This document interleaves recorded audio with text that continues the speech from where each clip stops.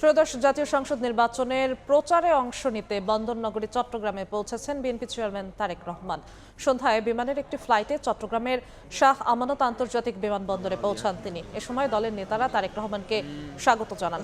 প্রায় 2 দশক পর চট্টগ্রাম সফরে তারেক রহমান রাতে অবস্থান করবেন হোটেল রেডিসন ব্লুতে। বিমানবন্দর থেকে হোটেলে যাওয়ার পথে তারেক রহমানকে স্বাগত জানান সর্বস্তরের মানুষ। কাল অংশ নেবেন পলো গ্রাউন্ডের জনসভায়। তারেক রহমানের সফরকে কেন্দ্র করে চট্টগ্রাম মহানগরী জুড়ে দেখা গেছে কয়েক স্তরের নিরাপত্তা ব্যবস্থা। পলো গ্রাউন্ডের জনসভা শেষে ফেনী, কুমিল্লা ও নারায়ণগঞ্জে জনসভায় যোগ দেবেন বিএনপি চেয়ারম্যান।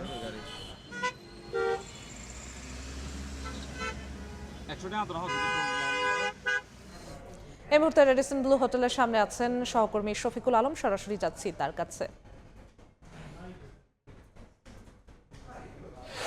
দীর্ঘ অপেক্ষার পর অবশেষে চট্টগ্রামে এসে পৌঁছেছেন তারেক রহমান এবং গত এক সপ্তাহ ধরে সাজ রব নানা প্রস্তুতি নানা অলিগলিতে ছেয়ে গেছে এই তারেক রহমানকে বরণ করার জন্য। এই মুহূর্তে হাজারো নেতাকর্মীর ভিড় চট্টগ্রামের এই রেডিসন ব্লুর সামনে আমরা দেখতে পাচ্ছি। নেতাকর্মীরা কিন্তু দুই চোখ স্লোগান দিচ্ছেন এবং তারা সেই তারেক রহমানকে দেখার জন্য যে এক সপ্তাহ অপেক্ষা করেছিলেন, তারা এই মুহূর্তে চট্টগ্রামের যেই রেডিসন ব্লু সেই রেডিসন ব্লুর সামনে কিন্তু নেতাকর্মীরা এই মুহূর্তে অবস্থান করছেন এবং ক্ষণে করে এবং স্লোগানে মুখরিত করে রাখছেন পুরো এলাকা। এখন থেকে ঠিক 5 মিনিট আগে এই রেডিসন ব্লুতে সেই সবার আগে বাংলাদেশের লাল গাড়িটা নিয়ে কিন্তু এই রেডিসন ব্লুতে ঢুকেছেন আর নতুন চেয়ারপারসন অর্থাৎ দলের নতুন প্রধান তারেক রহমান। তাকে অপেক্ষার জন্য দীর্ঘক্ষণ ধরে অপেক্ষা করছেন নেতাকর্মীরা, তাকে এক মুহূর্তে দেখার জন্য এই মুহূর্তে স্লোগানে মুখরিত করে রেখেছেন পুরো এলাকা। এবং রেডিসন ব্লুর ভিতরে কিছুক্ষণ আগে কিন্তু তিনি তারেক রহমান রেডিসন ব্লুর ভেতরে ঢুকেছেন এবং তিনি রাত্রে এখানে থাকবেন।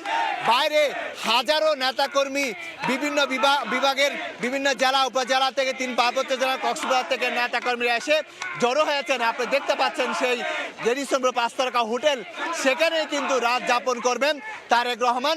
পরবর্তীতে এখানে থাকার পর আগামীকাল সকালে কিন্তু এখান থেকে গিয়ে যে পলোগ্রাউন্ড যে মাঠ রয়েছে সে মাঠে তিনি বক্তব্য রাখবেন এবং এখানে পুরো এলাকা স্লোগান মুখর করে রেখেছেন তারেক রহমান। আমরা সেটি দেখার চেষ্টা করছি এই মুহূর্তে যে তারেক রহমানের যে আগমন উপলক্ষে যে নেতাকর্মীদের যে ভিড়, সে ভিড়ের অবসান হচ্ছে। দীর্ঘ এক সপ্তাহ ধরে তারা যে অপেক্ষা করেছিল সে অবসান হয়েছে।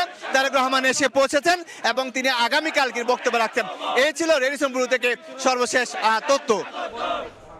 সরাসরি যুক্ত ছিলাম চট্টগ্রামে